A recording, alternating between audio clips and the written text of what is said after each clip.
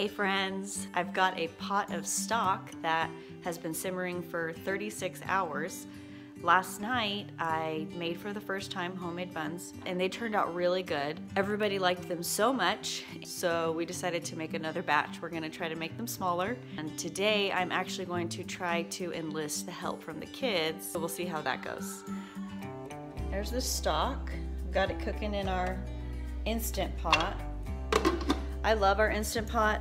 I ended up buying it because we have a slow cooker, but it's small. I don't even know how many quarts it is. This is 6 quarts. Our slow cooker is probably 3 quarts or maybe 4 quarts.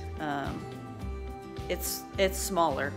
And there was one meal that I was wanting to make and I needed a bigger crock pot, a bigger slow cooker. So I ended up finding this, and I got it because it has slow cooker settings, but it also has sear, saute, stew, has a bake setting. It comes with this rack that you can put in there and you can actually bake stuff. It also has a steam, roast, and a rice setting, and we've made some really big batches of rice in there, which is really nice when we want to have leftover rice that we keep in the fridge. Now it's got 43 minutes left, and then I'm going to put that in cans, put it in the fridge, and it should be good for a couple of weeks in there.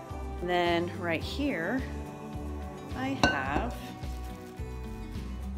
the dough.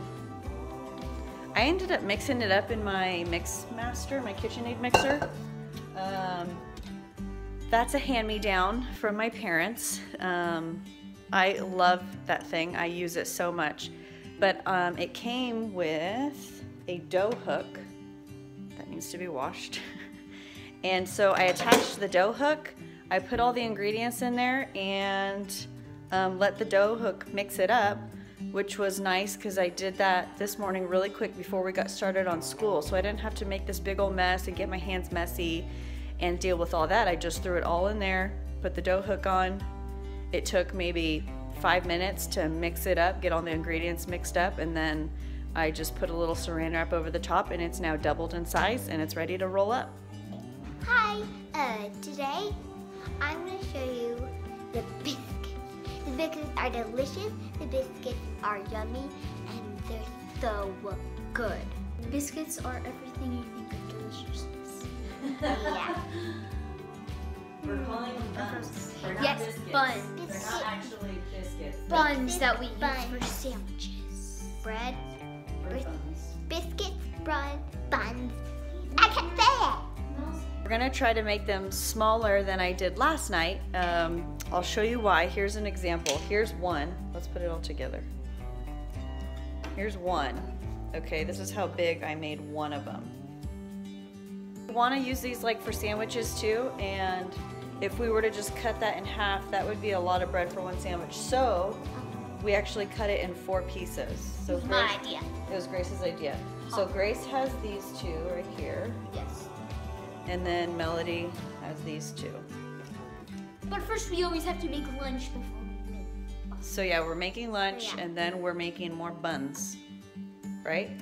Yeah. So we're gonna roll them out on a table, we're gonna cook it, and it's gonna be fine. Yeah, you think so?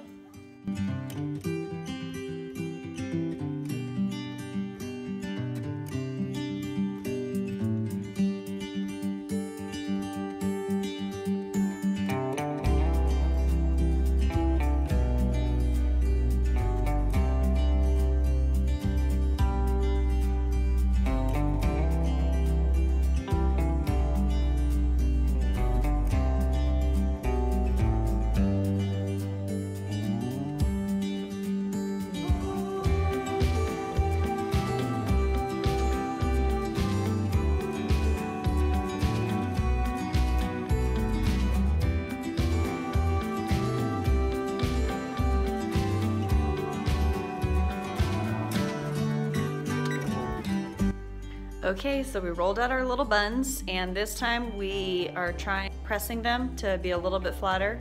We're gonna let them rise. They're gonna double in size, and then we put them in the oven at 350 for like 15 to 18 minutes.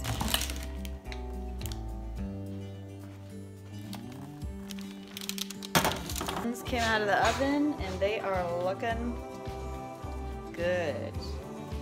They came out really nice and they came out a better shape as well. Can you see that? Not as round. The first ones were like really round. They were like a sphere. I need to jar up the stock and I want to show you guys how I do that. Our last chicken that we cooked, everything that we got from that one whole chicken, we were able to use for 6 different meals. I think that is super awesome. So I want to share with you all a little bit more about that. So I've got my strainer and this pour bowl thing. And Grant's laughing at me. Get some of this. Put this in that and then pour it in that. And those doohickeys. And those. See if I can do this without making a mess.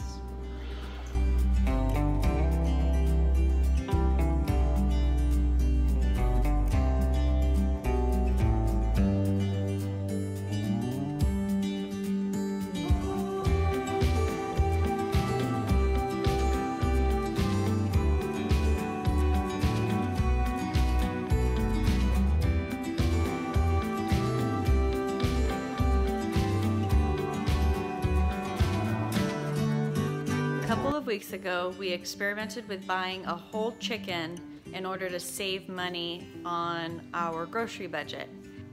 With buying the whole chicken, I sort of challenged myself to see if we could use up every last bit of the chicken. How we set out to do that was by roasting the chicken or cooking up the whole chicken, removing the meat that we were going to consume, and kind of we ended up portioning it out so that we had good chicken meat for at least 2 to 3 meals. And then we used the carcass and all the unused, unedible parts of the chicken that we were going to eat, we used to make chicken stock. And if you follow me on Instagram, you probably saw me share about it. I'm excited to share we were able to utilize that whole chicken for 6 different meals. So the 6 meals that we made, the first night, I actually used some of the broth before it was done simmering. I simmered the first batch for about 24 hours. And the 10-hour mark, I did use a little bit of the stock for chicken stroganoff.